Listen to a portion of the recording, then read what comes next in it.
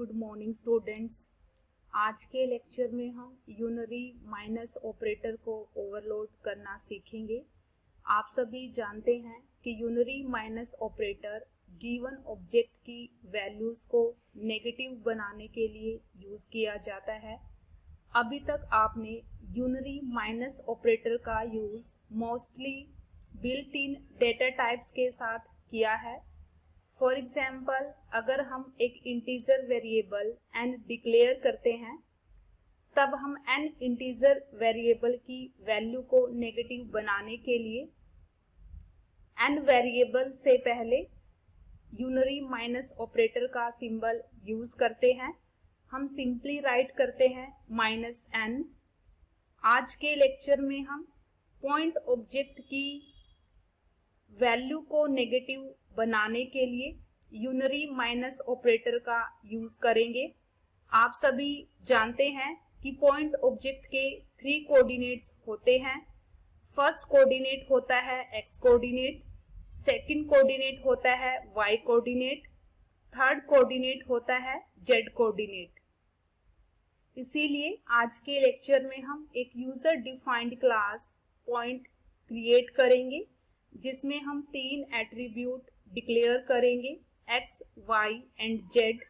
x attribute x coordinate को represent करेगा, y attribute y coordinate को रिप्रेजेंट करेगा, z एट्रीब्यूट z कोऑर्डिनेट को रिप्रेजेंट करेगा।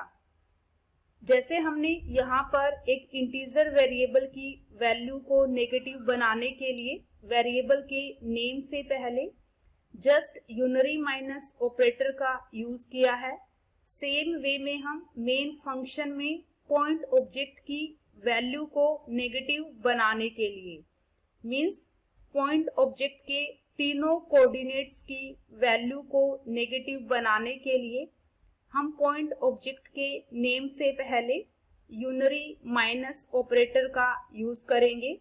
हम separately x, y and z attribute की वैल्यू को नेगेटिव बनाने के लिए यूनरी माइनस ऑपरेटर का यूज नहीं करेंगे। इसीलिए हमें पॉइंट ऑब्जेक्ट के लिए यूनरी माइनस ऑपरेटर को ओवरलोड करना पड़ेगा। हम ये भी कह सकते हैं कि पॉइंट ऑब्जेक्ट के लिए हम यूनरी माइनस ऑपरेटर का मीनिंग रीडिफाइन करेंगे। आप सभी ये भी जानते हैं कि पर्टिकुलर ऑपरेटर का मीनिंग रीडिफाइन करने के लिए हम अपनी क्लास में ऑपरेटर फंक्शन डिफाइन करेंगे। ऑपरेटर फंक्शन को आप क्लास का मेंबर फंक्शन भी बना सकते हो और क्लास का फ्रेंड फंक्शन भी बना सकते हो। अब हम कंप्लीट प्रोग्राम डिस्कस करेंगे। प्रोग्राम में मैंने एक user defined class point create की है जिसमें हमने 3 attributes x, y and z declare किए हैं। क्लास के पब्लिक पार्ट में हमने 3 फंक्शंस डिक्लेयर किए हैं। फर्स्ट फंक्शन हमने लिया है gate data function. Gate data function के थ्रू हम पॉइंट ऑब्जेक्ट के तीनों कोऑर्डिनेट्स में वैल्यू इनिशियलाइज कराएंगे। सेकंड फंक्शन हमने लिया है डिस्प्ले फंक्शन। डिस्प्ले फंक्शन के थ्रू हम पॉइंट ऑब्जेक्ट के तीनों एट्रीब्यूट्स की वैल्यू स्क्रीन पर डिस्प्ले कराएंगे।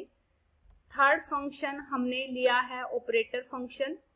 ऑपरेटर फंक्शन में हम यूनरी माइनस ऑपरेटर का मीनिंग पॉइंट क्लास के लिए रीडिफाइन करेंगे।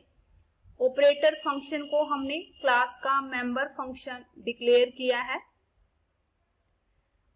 इसीलिए ऑपरेटर फंक्शन की आर्गुमेंट लिस्ट में हमने यहाँ पर कोई भी आर्गुमेंट डिक्लेयर नहीं किया है क्योंकि हम यूनरी माइनस ऑपरेटर का मीनिंग रीडिफाइन करने जा रहे हैं।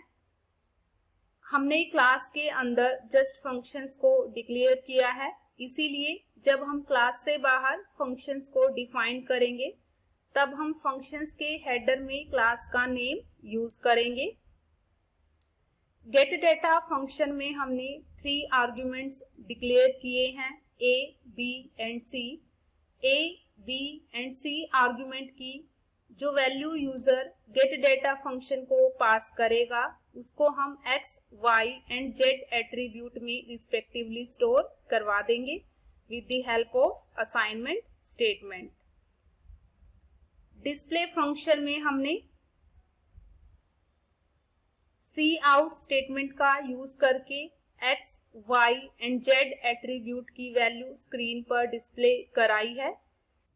ऑपरेटर फंक्शन के थ्रू हम यूनरी माइनस ऑपरेटर का मीनिंग पॉइंट क्लास के लिए रिडिफाइन करेंगे। इसके लिए हमने ऑपरेटर फंक्शन की बॉडी में फर्स्ट स्टेटमेंट स्पेसिफाई की है x equals to minus x, means x attribute की वैल्यू नेगेटिव बनाने के बाद हम x एट्रीब्यूट की वैल्यू अपडेट कर देंगे। हमने x एट्रीब्यूट की जो वैल्यू चेंज की है उसको हम x एट्रीब्यूट में रिस्टोर करवा देंगे।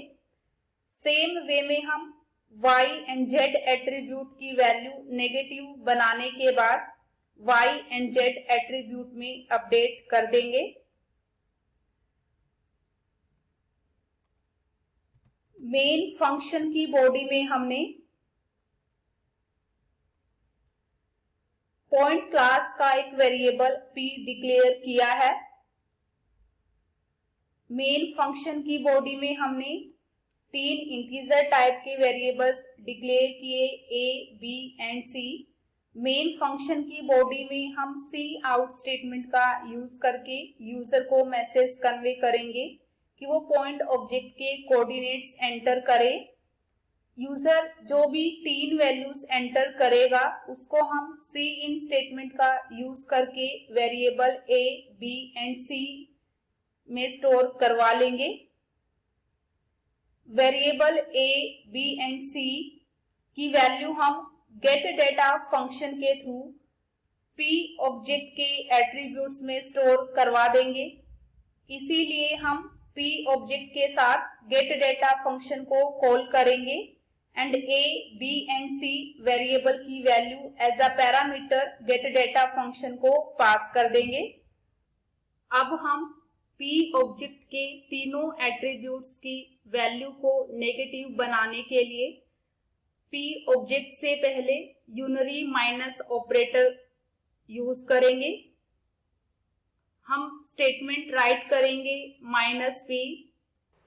जैसे ही हमारी ये स्टेटमेंट एग्जीक्यूट होगी p ऑब्जेक्ट का एड्रेस इम्प्लिसिटली ऑपरेटर फंक्शन को पास हो जाएगा, क्योंकि ऑपरेटर फंक्शन को हमने क्लास का मेंबर फंक्शन बनाया है।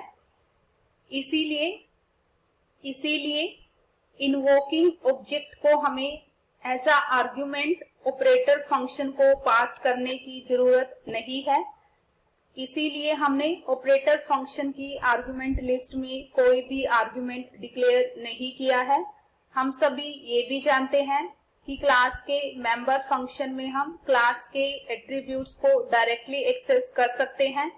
इसीलिए हमने p ऑब्जेक्ट के x, y and z attribute की वैल्यू नेगेटिव बनाने के लिए ऑपरेटर फंक्शन में हमने x, y and z attribute को डायरेक्टली एक्सेस किया और उनकी वैल्यू नेगेटिव बनाने के बाद x, y and z attribute की वैल्यू अपडेट कर दी।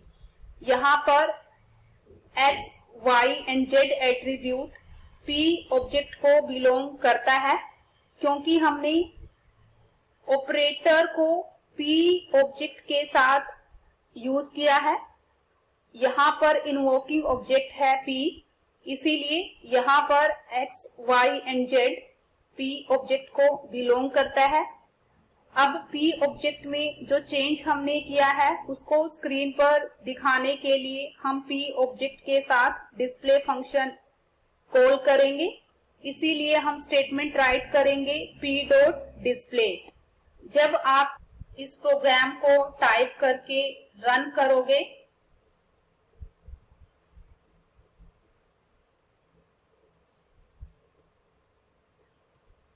तब आपकी स्क्रीन पर मैसेज अपीयर होगा, enter coordinates of a point. Suppose हमने x कोऑर्डिनेट की वैल्यू एंटर की है 2, y कोऑर्डिनेट की वैल्यू एंटर की है 4 जेड कोऑर्डिनेट की वैल्यू एंटर की है 6।